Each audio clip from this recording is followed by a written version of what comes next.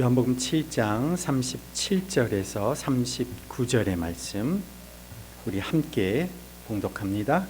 명절의 가장 중요한 날인 마지막 날에 예수께서 일어서서 큰 소리로 말씀하셨다. 목마른 사람은 다 나에게로 와서 마셔라. 나를 믿는 사람은 성경이 말한 바와 같이 그의 배에서 생수가 강물처럼 흘러나올 것이다. 이것은 예수를 믿은 사람이 받게 될 성령을 가리켜서 하신 말씀이다. 예수께서 아직 이 영광을 받지 않으셨으므로 성령이 아직 사람들에게 오시지 않았다. 아멘. 더빛교회 공동체가 3살이 되었습니다. 이 땅에 더빛교회를 세우신 분, 더빛교회 공동체를 태어나게 하신 분이 우리 예수님이십니다. 내가 내 교회를 세우리니. 이 죄악과 어둠이 만연한 세상 속에서 예수 그리스도께서 세상의 빛이십니다. 이 지역사회 속에서 예수의 빛, the light of Jesus, 그 예수의 빛을 드러내게 하시려고 더 빛교회, the light church, 더 빛교회를 이 땅 가운데 세워주셨습니다. 이 더 빛교회가 바로 여기 있는 우리들입니다. 우리는 바로 이 예수 그리스도의 그 빛, 더 현존을 드러내는 사명 공동체다. 오늘 우리가 이곳에 이렇게 함께 있는데 돌아보면 우리가 어떻게 이렇게 이곳에서 함께 살아가게 되었을까? 참 신기하고 놀라운 일입니다. 더빛교회 공동체를 이곳에 세워주시고 또 세 번째 생일을 맞게 하신 우리 주님을 찬양합니다. 또 더빛교회 공동체가 세워져 가는데 여러 가지 부족한 부분들을 삶으로 또 봉사로 또 사랑과 헌신으로 또 기도로 채워주신 우리 한 분 한 분 더빛교회 공동체 지체들에게도 진심으로 감사를 드리고 주님의 이름으로 축복합니다. 지난주 우리가 사진전을 하면서 베스트 포토상을 받은 우리 장남일 집사님의 사진을 보면서 우리 부모님이 사시던 시대를 사셨구나 라는 생각이 들 만큼 정말 시골에서 사셨더라고요. 그 해맑은 미소가 아주 잊혀지지가 않습니다. 그런데 그런 시골에는 수도시설이 제대로 돼 있지 않아서 집들이 모여있는 이런 마을 어귀 혹은 집 마당 한켠에 손으로 이렇게 젓는 수동 펌프가 예전에 설치되어 있었습니다. 제가 어릴 때 살던 집에도 이런 옛날 수동 물 펌프가 있었습니다. 아마 이 펌프질 해보신 분들이 계시죠? 요즘에는 잘 찾아보기 어렵지만 이렇게 어린이들을 위한 체험 이런 존 같은데 이렇게 가끔씩 보면 옛날 그 수동 펌프를 모형을 이렇게 갖다 놓아 설치해 놓은 것도 찾아볼 수가 있습니다. 이 마당에 이 수동식 이 펌프가 물 펌프가 있으면은 여름에 우리가 그 앞에 엎드려서 등목도 하곤 했습니다. 처음에 이렇게 펌프질을 하면 처음에는 파이프 위에 올려져 있는 그 미지근한 물이 나오지만 조금 있다가는 그 밑에 지하에 그 시원한 물이 올라오기 때문에 장난기가 발동하면 등에다가 등목을 하다가 막 바지에다가도 막 붓고 옛날에는 그러기도 했죠.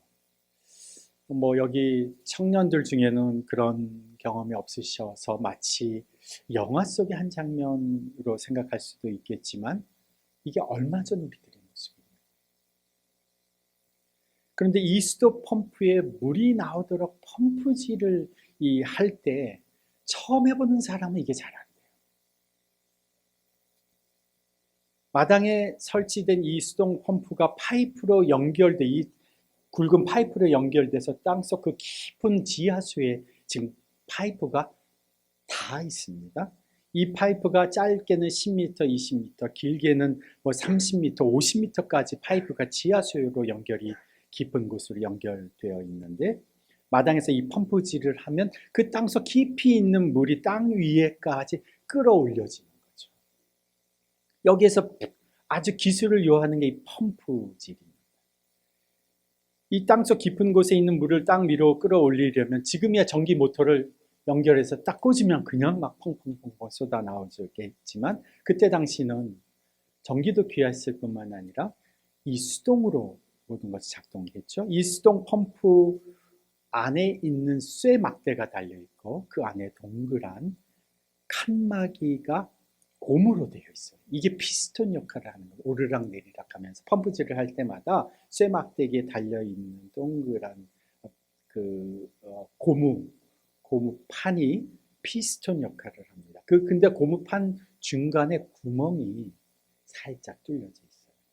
살짝. 그래서 적당하게 당기면 물이 같이 당겨 올라오는데 너무 세게 당기면 구멍으로 물이 확 올라와서 압력을 제대로 발휘를 못합니다. 그래서 아주 기술적으로 살짝 처음에 물을 붓고 살짝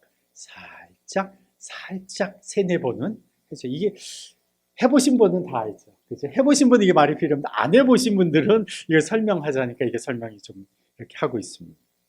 근데 처음에 이 펌프질을 하기 위해서 붓는 물을 우리가 마중물이라고 하죠. 마중이라는 말은 사람이 올 때 맞이한다는 뜻이 마중이지 않습니까? 땅속 깊이에 있는 물을 마중하러 들어가는 물이어서 마중물이라고 하는 겁니다. 이 땅속의 깊은 물을 세상 밖으로 연결해 주기 위해서 그 빈 공간을 채워주는 물이 마중물이죠. 그래서 적절한 힘으로 마중물을 붓고 펌프질을 하면 이제 물이 나오는 거죠. 너무 세게 하면 밑에 있어 물이 올라오다가 힘을 제대로 못 받고 물이 다시 지하로 떨어집니다. 너무 약하게 하면 올라오지 않고 그냥 머물러 있죠. 그러니까 적당하게 물이 올라올 수 있도록 막대를 한 번, 두 번, 세 번, 네 번 정도 하면 그 다음부터는 물이 나오기 시작하죠. 그때는 신나게 힘차게 펌프질을 하면 저을수록 더 많은 물이 나오죠. 이 더운 한여름에 엄청나게 시원한 물이 이 펌프 안에 들어있다는 것을 알지만 사용할 수 없는 경우가 있습니다. 어떤 경우죠? 부을 마중물이 없는 경우. 이걸 지금 부어야 되는데 물을 붓고 저어야 되는데 물이 없는 경우도 그렇고 혹은 한 번도 이걸 저어보지 못한 사람이 물을 부었는데 두 번, 세 번 만에 이걸 길러야 되는데 실패하면 그 다음에는 마중물이 다 흘러나와서 물을 펌프질을 해도 올라오지가 않습니다. 물은 분명히 있는데 엄청나게 시원한 물은 마실 수도 있고 그 물에 목욕도 하고 등목도 하고 빨래도 하고 쌀도 씻어서 밥도 할 수 있는데 불구하고 펌프통에 부을 물이 없거나 펌프질을 할 줄 모르면 마실 수가 없게 되는 겁니다. 우리 신앙생활이 이와 비슷할 때가 있습니다. 정말 예수 그리스도로 말미암아 얻는 이 생수가 있다는 걸 분명히 아는데 그것이 멀리도 아니고 바로 여기 가까이 있다는 걸 아는데 나는 어째서 그런지 그것을 마실 수가 없는 거예요. 다른 사람들은 예수님이 주시는 그 물을 마음껏 마시는 것을 보고 있는데 다른 사람들은 그 물에 등목도 하고 그 물이 펌프 주위에 바닥까지 흥건히 적시는 것을 보는데 정작 갈증나고 온몸에 땀 냄새가 찌들은 내 자신은 그 물을 사용할 수가 없는 겁니다. 내 주위에 농가 밭은 비쩍 말라가고 있는 겁니다. 어쩌면 좋을까? 물은 분명히 있는데 나는 보기 마련입니다. 오늘 본문에서 예수님께서 이렇게 말씀하셨습니다. 목마른 사람은 다 나에게로 와서 마셔라. 이것은 그냥 이렇게 말씀하신 것이 아니고 예수님이 큰 소리로 말씀하시는 겁니다. 얘들아, 목마르니 여기 물이 있다. 내게로 와서 마셔라. 아마 이거에 한 10배는 더 크셨을 거예요. 왜냐하면 사람들이 엄청 많아요. 이스라엘의 3대 명절인 초막절을 지키려고 이스라엘의 사람들이 몰려들었습니다. 예루살렘 그 사람들이 몰려든 예루살렘에서 명절의 하이라이트 마지막 날에 예수님께서 뭔가 바치고 올라가셨는지 그냥 서셨는지 모르지만 일어서셔서 큰 소리로 외치신 겁니다. 우리나라가 1950년 6.25 전쟁을 기억하면서 6.25가 가까운 때에 뭘 합니까? 전쟁통에 먹었던 그 주먹밥을 체험하는 이런 행사를 하는 것처럼 이스라엘 백성들은 광야 생활 40년을 기억하면서 초막절, 풀과 잎으로 만든 장막을 만들어서 움막을 만들어서 지내면서 물 없이 생활했던 광야 생활을 기억했습니다. 그것이 초막절이었어요. 그 명절의 마지막 날, 그 하이라이트는 실로암 연못에서 물을 길어다가 예루살렘 성전 제단에다가 부으면서 모든 사람들이 외치는 겁니다. 뭐라고 외칩니까? 기쁨으로 구원의 물을 우리에게 부어주소서, 이렇게 외치는 겁니다. 그렇게 큰 소리로 외치는 이 행사로 초막절이 막을 내리게 됩니다. 물 없던 그 광야 시절을 회상하면서 우리에게 구원의 물을 허락하여 주소서 외치는 그 마지막 행사에서 예수님께서 일어나셔서 그 사람들이 외치는 그 소리를 잠재울 만큼 큰 소리로 예수님께서 외치신 겁니다. 여러분이 찾는 그 구원의 물이 바로 여기에 있다. 누구든지 목마른 사람은 다 내게로 와서 마셔라. 우리 인생 안에 마시는 물로는 해결되지 않는 우리의 목마름이 있지 않습니까? 아무리 얼음을 잔뜩 넣은 탄산수를 마셔도 또 마셔도 해결되지 않는 우리의 내적인 목마름이 있지 않습니까? 내 마음을 이해하는 그 누군가에게 다 쏟아내어서 말해 보아도, 또 내가 가진 돈으로 무엇을 잔뜩 사보아도, 소비를 하고 즐거움과 쾌락을 추구해 보아도 그러면 그럴수록 더욱 공허해지고 해소되지 않는 우리 인간의 내면에 목마름이 있지 않습니까? 어쩌면 우리는 겉으로는 우리의 겉모습으로는 교회 다니고 예배에 참석을 하지만 어쩌면 이 부분이 여전히 목마른 사람들이 우리 가운데 있다는 겁니다. 왜 그렇습니까? 여기 분명히 물이 있는 것은 아는데, 물이 이곳에서 나오는 것은 아는데 나는 그 물을 어떻게 펌프질해야 그 물이 넘쳐나는지를 알지 못하는 겁니다. 전혀 어려운 것이 아님에도, 단순한 것임에도 어떻게 그 물이 퍼올려지는지를 이해하지 못하고 있는 겁니다. 그래서 예수님이 구체적으로 이 물을 어떻게 마실 수 있는지를 가르쳐 주셨어요.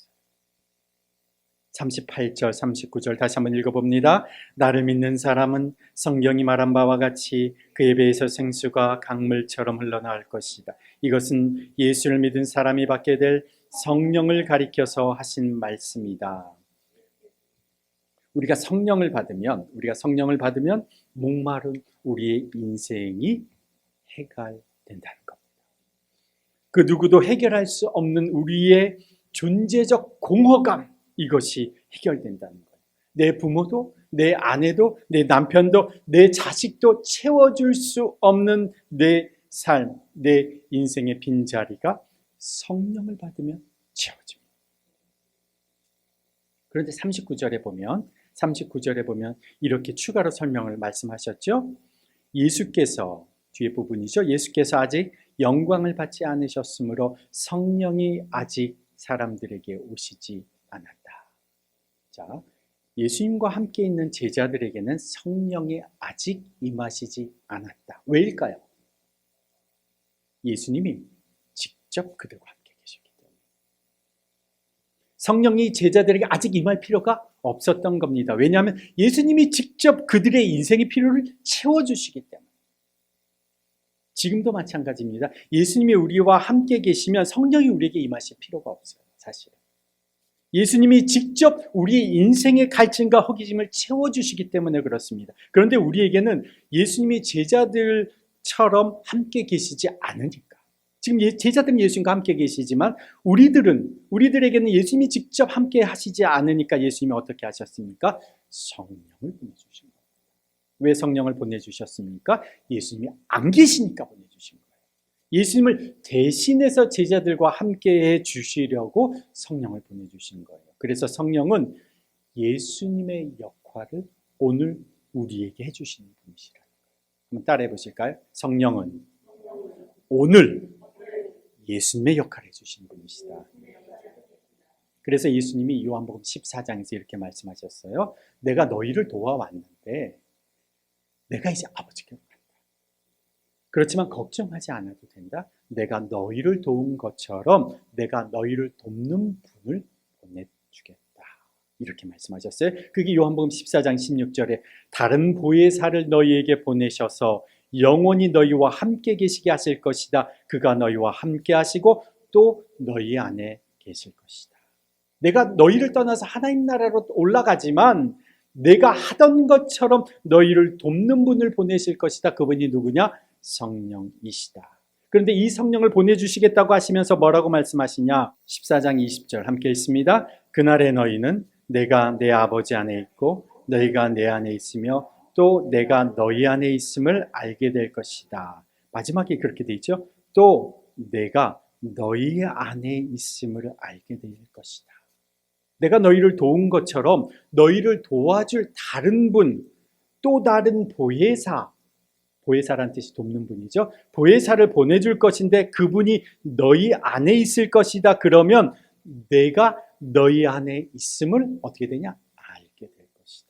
이 말은 곧 성령이 우리 안에 계시면 제자들 직접 도우셨던 예수님이 우리 안에 계신 것을 알게 된다는 거예요. 그 말은 성령이 우리 가운데 계시면 예수님이 계신 것과 똑같다는 거예요. 그런데 똑같은 정도가 아니라 이렇게까지 말씀하셨어요. 14장 12절 시작. 내가 진정으로 너희에게 말한다. 나를 믿는 사람 내가 하는 일을 그도 할 것이요 그보다 더 큰 일도 할 것이다. 그것은 내가 아버지께로 가기 때문이다. 아버지께로 간다는 말은 내가 아버지께로 가면 성령이 너에게 임하시는 것이다. 성령이 임하시면 너희들은 내가 하는 일보다 더 큰 일도 할 것이다. 예수님이 하늘로 승천하시고 나서 정말 성령을 보내주셨습니다. 누구를 대신해서? 예수님을 대신해서.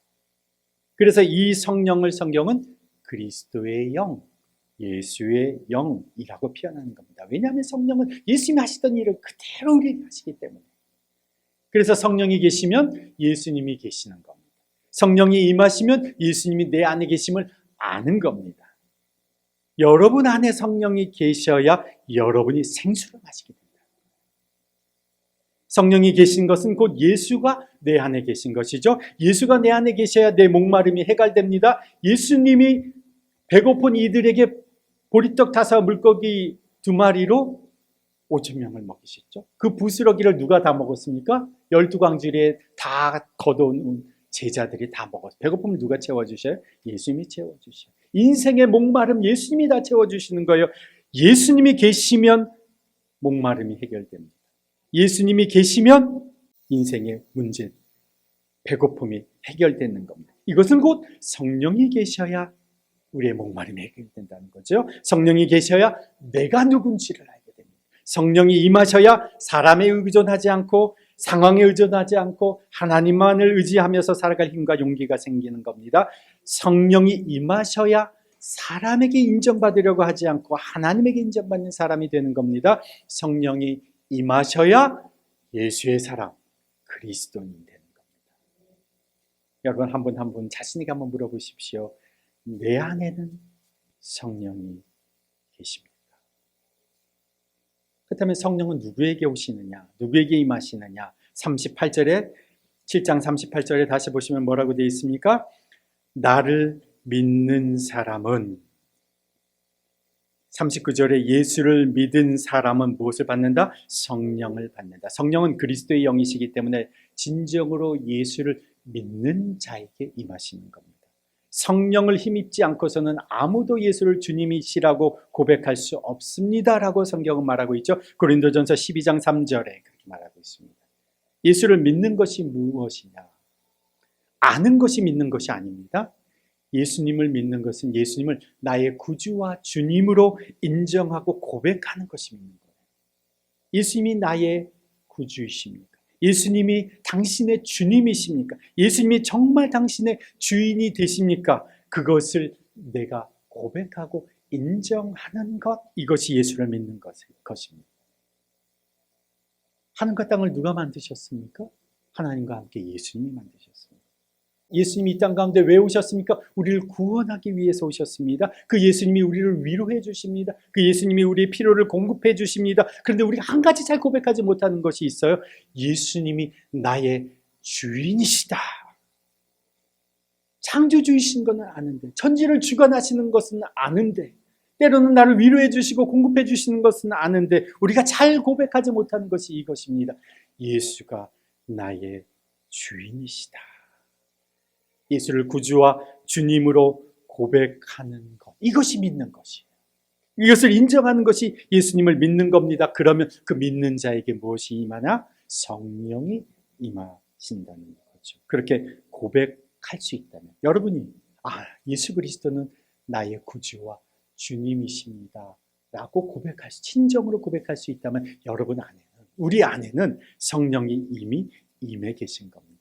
고린도전서 12장 3절 다시 한번 읽어드리면, 성령을 힘입지 않고서는 아무도 예수는 주님이시다 하고 말할 수 없습니다. 여러분이 진정으로 예수를 그리스도와 주님으로 고백할 수 있다면 여러분 안에는 이미 성령이 계신 겁니다.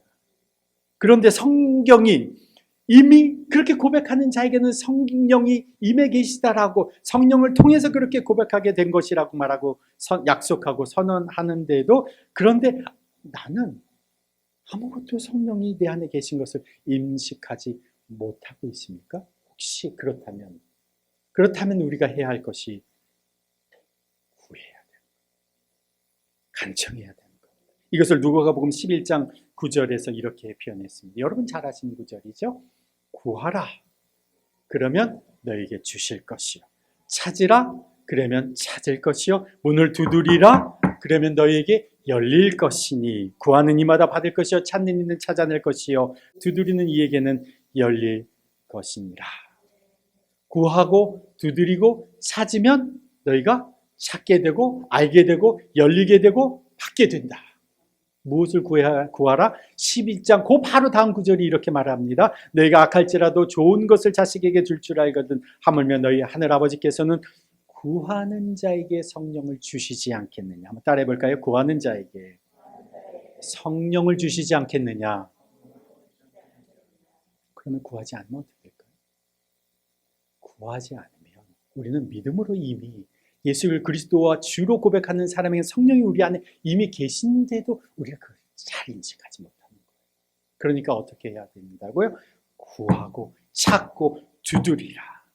그래야 이미 우리의 믿는 자 안에 계시는 그 성령을 우리가 경험하게 된다는 겁니다. 나는 진정으로 예수님을 믿는데 성령이 임하심을 알지 못합니까? 간절히 찾고 구하고 두드리십시오. 그래야 주시는 겁니다. 제가 어릴 때부터 신앙생활을 했죠. 제 아버님이 목사님이시니까 어릴 때부터. 근데 제 아버님이 아주 기도도 많이 하시고, 아침마다 성도들을 위해서 아침에 밥 먹으러 아버지를 부르러 가기 전까지 아버지는 늘 교회에서 기도하고 계셨어요. 근데 제 아버지는 방언을 못 하세요. 제가 예수님을 믿고 어릴 때부터 믿었고 예수님을 나의 구주로 고백하는데 성령님이 계신 것을 알기는 하는데 아무 체험이 없어요. 성령님이 어떻게 역사하시지? 성령님이 계신 거는 수련회 때 막 눈물로 콧물로 막 그렇게 은혜는 받았는데 성령이 지금 나한테서 어떻게 역사하시는지를 모르는 겁니다. 그러니까 제가 이제 그때 뭘 구했냐면 성령이 계신 것을 알고 싶으니까 주님 방언을 주십시오. 방언을 주십시오. 방언을 언제까지 못했냐면요, 신학교 다닐 때까지 방언을 못했어요. 방언이 아무리 기도를 하는데도 방언이 주시지 않아요. 나는 아버지처럼 방언을 못하나 보다. 방언을 안 주시나 보다. 방언 선물이라고 하셨어요. 방언을 안 주시나 보다. 근데 신학교 가니까 모든 신학생들이 다 방언을 해요. 방언하고 예언하고 통변하고 막 난리가 났는데 나만 방언 못하고. 이거 안 되겠더라고요. 사역을 하러 갔는데 학생들도 막 방언하고 막 이러는데, 저희 때는 막 그랬잖아요. 어릴 때는 막 그 학생 부흥이 막 일어나고 막 이랬으니까 10명 모일 때 막 20명, 30명, 50명씩 막 아이들 부흥이 일어나니까 그 안에서 막 기도하면 막 난리가 나죠. 근데 전도사가 방언도 못해. 너무 창피한 거예요. 그래가지고 주님 앞에 기도, 주님 제가 성령이 계신 건 아는데 내 안에서 어떻게 역사하신 줄 제가 분명하게 확실히 알아야 되지 않겠습니까? 주님, 방언을 주십시오.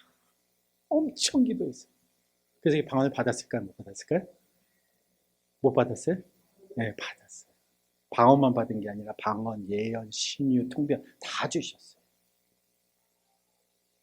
그리고 지금도 저는 혼자 있을 때 방언도 많이 합니다만 성령이 내 안에 계심을 확증하게 하는 첫 단추가 중요해요. 첫 단추. 근데 그때 방언을 못 받았으면 지금도 아마 영적인 세계의 그 깊은 주님과의 교제의 장에서 한참 못 미쳤을 겁니다. 근데 그 이후로 성령이 내 안에서 역사하심을 이제 인식하기 시작하는 거죠. 꼭 방언이 아니어도 우리가 영적으로 깨어나서 마치 펌프질을 할 때 한 번 물이 터져 나오면 그 다음부터 물이 생수가 펑펑 흘러나온 것처럼 내 안에 성령께서 임하심을 내가 확증하고 경험하고 그것을 이제 내 삶 가운데 일상 가운데서 경험하기 시작하면 성령이 나의 삶을 이끌어 가시는 것을 우리가 알게 되는데 이 첫 단추를 끼지 못하면 계속 그 자리에 머무는 사람들이 많다는 거예요. 성령이 내 안에 계심을 우리 자신이 확증할 수 있어야 되는 거죠. 그런데 대부분의 사람들이 첫 단추를 제대로 못 끼니까 머리로만 성령이 계시다는 걸 이해해요. 아, 성령경이 말씀하시는 성령은 이런 분이시지. 아, 머리로만 성령을 통해서 예수님이 나와 함께 계시지 라고만 알지 정말 성령이 내 안에 계심을 인식하고 경험하고 고백하고 성령이 나를 인도하시고 가르치심을 경험하지 못하고 살아간다는 거죠. 여러분 성령을 받으셨습니까? 여러분 예수님을 나의 구주와 주님으로 고백하셨습니까? 믿는 자에게 성령을 주십니다. 오늘 7장 38절에 나를 믿는 사람은 성령이 이른 것과 같이 성경이 이른 것과 같이 성경이 에레미야 29장 11절에 이렇게 말합니다. 여호와의 말씀이니라 너희를 위한 나의 생각을 내가 아나니 평안이요 재앙이 아니니라. 너에게 미래와 희망을 주는 것이니라. 너희가 내게 부르짖으면 내게 와서 기도하면 내가 너희들의 기도를 들을 것이요 너희가 온 마음으로 나를 찾으면 나를 찾을 것이요 나를 만나리라. 구하고 찾고 두드리십시오. 온 마음으로 찾으면 성령이 내 안에 계심을 하나님께서 확증해 주시는 겁니다. 성령이 내 안에 계심을 경험하면 제자들과 함께 하셨던 예수님이 나와도 함께 하심을 경험하면서 살아가게 되는 겁니다. 마가복음 마지막 9절이 이렇게 끝나요. 마가복음 16장 19절이 주 예수께서 그들에게 말씀하신 뒤에 맨 끝부분입니다. 예수님께서 제자들에게 말씀하신 뒤에 하늘로 들려 올라가셔서 하나님의 오른쪽에 앉으셨다. 승천하십니다. 예수님이 하늘로 승천하셨어요. 그런데 그 맨 마지막 구절이 이렇게 쓰여져 있습니다. 주님께서 그들과 제자들이죠. 그들과 함께 일하시고 여러 가지 표징이 따르게 하셔서 말씀을 확증하여 주셨다. 예수님 하늘로 승천하셨는데 그 다음 구절이 그들과 함께 주님께서 일하셨다. 어떻게 주님이 그들과 함께 일하셨을까? 성령으로 함께 하신 겁니다. 여러분 믿는 자에게 성령을 주십니다. 우리 안에 성령이 함께 하시면 우리의 인생의 목마름이 해결되는 겁니다. 더 이상 목마른 인생으로 살아가지 않게 되는 겁니다. 거기서 끝나지가 않습니다. 성령이 함께 하시면 나 하나 목마름 해결되는 것이 아니라 성령이 우리를 통해서 시내가 되고 강물이 되고 바다가 되어 흘러 세상 속에 역사하시는 하나님의 역사가 일어나는 겁니다. 한번 따라해 보실까요? 나를 믿는 사람은 성경이 말한 바와 같이 그의 배에서 생수가 강물처럼 흘러나올 것이다. 성경이 말한 바와 같이. 이전에 제가 에스겔서 47장의 말씀드린 적이 있습니다. 성전에서 흘러나오기 시작한 물이 흘러가면서 발목에 차오르고 또 더 흘러가면서 무릎에 차오르고 허리에 차오르고 건널 수 없는 큰 강이 되어 흘러가는 곳마다 죽은 물이 살아나고 그리고 물고기가 많아지고 온갖 생물이 번성하게 되고 흐르는 곳마다 생명이 살아나고 치유되는 역사가 일어난 것처럼 성경이 말하는 것처럼 성령이 내 안에 계시면 내 한 인생 해결되고 행복하고 잘 사는 것에 그치지 않고 내 가정, 내 가족, 내 회사, 내 일터, 사업, 내가 살아가는 지역과 사회, 나라와 민족, 열방이 치유되고 회복되고 살아나는 역사가 일어나게 되는 겁니다. 나를 믿는 자는 성경이 말한 바와 같이, 이사야서 44장 1절 8절에 나의 종 야곱아 내가 택한 여수르나 두려워하지 말아라. 내가 메마른 땅에 물을 내고 마른 땅에 시내가 흐르게 하듯이 내 자손에게 내 영을 부어주고 내 후손에게 나의 복을 내리겠다. 그들은 마치 시냇물가의 버들처럼 풀처럼 무성하게 자랄 것이다. 성경이 말한 바와 같이 요엘서 2장 28절 내가 모든 사람에게 나의 영을 부어주겠다. 너희 아들 딸은 예언을 하고 노인들은 꿈을 꾸고 젊은이들은 환상을 볼 것이다. 그때가 되면 종들에게까지도 남녀를 가리지 않고 나의 영을 부어주겠다. 우리를 통해서 생수가 강물처럼 흐르는 역사를 성경이 말한 바와 같이 약속해 주셨습니다. 하나님이 약속해 주셨습니다. 우리가 주 앞에서 성령의 인도하심 속에서 살아가며 순종하면 그 순종이 한 번, 두 번 이어지고 지속되어지면 될수록 생수의 강이 우리를 통하여 흘러 넘치게 되는 겁니다. 성령의 인도하심에 순종하는 순간이 계속 지속되면 내 안에서 흘러나오는 성령의 역사는 시내가 되고 강이 되고 바다가 되는 겁니다. 우리 안에 계시는 성령은 지금도 우리에게 말씀하고 계십니다. 우리가 기도할 때, 우리가 말씀을 읽을 때, 말씀을 들을 때, 우리가 주께 주목하여 경청하여 있을 때, 때론 우리의 일상의 시간 속에서 우리가 주님을 주목하고 있을 때 우리에게 감동을 주시고 생각을 주시고 우리에게 지혜를 주십니다. 그때마다 그것을 가벼이 여기지 않고 주신 인도하심에 따라 작은 순종의 걸음을 걸어가기 시작하면, 주신 말씀에 순종하면 우리 안에서 흘러나오는 생수는 점차 굵어지고 넓어지고 순종의 삶이 이어지면 이어질수록 우리를 통해서 시내가 되고 강이 생기는 겁니다. 하나님의 역사가 큰 강이 되고 바다가 되는 겁니다. 생수가 강물처럼 흘러나리라 그 약속이 우리의 삶 가운데 성취되는 겁니다. 우리가 매주마다 고백하는 우리의 사명 선언서가 있지 않습니까? 오늘 제가 일부러 사명 선언서를 함께 고백 안 했어요. 왜 안 했을까요? 제가 한번 이것을 그냥 설명을 한번 해드리려고 그랬습니다. 우리의 매주마다 고백하는 사명 선언서 첫 번째가 무엇입니까? 우리는 날마다 예수 그리스도의 현존을 인식하겠습니다. 예수 그리스도의 영이신 성령이 내 안에 계신 것이 곧 예수 그리스도가 나와 함께 하시는 겁니다. 그분은 바로 여기 나와 함께 하시는 거죠. 그것을 매 순간 영적으로 인식하는 것이 필요합니다. 이 성령의 임재가 곧 예수님이 나와 함께 하신 것이죠. 이 성령의 임재를 매 순간 경험하고 인식하면 그 사람은 목마르지 않습니다. 예수가 바로 나와 함께 하십니다 라고 고백하는 사람, 생수가 그 사람에게서 흘러나오는 겁니다. 그래서 제가 매번 강조하면서 말씀드리죠. 예수를 어떻게 하라? 생각하라. 예수를 바라보라. 예수께 고백하라. 예수께 순종하라. 예수를 생각하고 바라보고 그분께 말하고 그리고 그분께서 주시는 감동에 순종하는 것, 이것이 성령 안에서 이루어진다는 거죠. 두 번째가 우리 사명서 두 번째가 우리는 하나님 나라 문화를 만들어 가겠습니다. 나 하나 순종하면 나 하나로 끝나지만 나, 너, 우리가 함께 순종하면 이것이 하나님 나라의 물결이 되는 겁니다. 하나님 나라 문화가 우리 가운데 만들어지는 겁니다. 큰 물줄기가 되는 겁니다. 이것을 문화라고 표현한 것은 모르는 사람들 여기 들어오면 이것은 당연한 것처럼 하게 되는 거죠. 생명의 문화, 사랑의 문화, 바로 하나님 나라의 문화의 영향권 속에서 사람들이 살아가게 될 수 있도록 우리가 그 하나님 나라의 문화를 우리가 만들어가는 거죠. 이를 위해서 우리는 세 번째 첫걸음이 되고 밑거름이 되겠습니다. 무엇의 첫걸음이 되어야 할까요? 순종하는, 하나님의 말씀대로 순종하는데 따르는데 첫걸음이 되는 겁니다. 그러면 그런 첫걸음을 통해서 우리의 삶을 통해서 흘러나오는 생수의 강이 흘러넘치면서 우리의 삶이 다른 사람의 밑거름이 되는 거죠. 다른 사람을 살리는 일을 우리가 하게 되는 거죠. 그리하여 우리는 이웃과 사회를 위한 그리스도의 책임을 감당하겠습니다. 이 지역과 사회가 누구의 것입니까? 하나님이 우리에게 주신 겁니다. 우리가 이것을 다스릴 책임이 있습니다.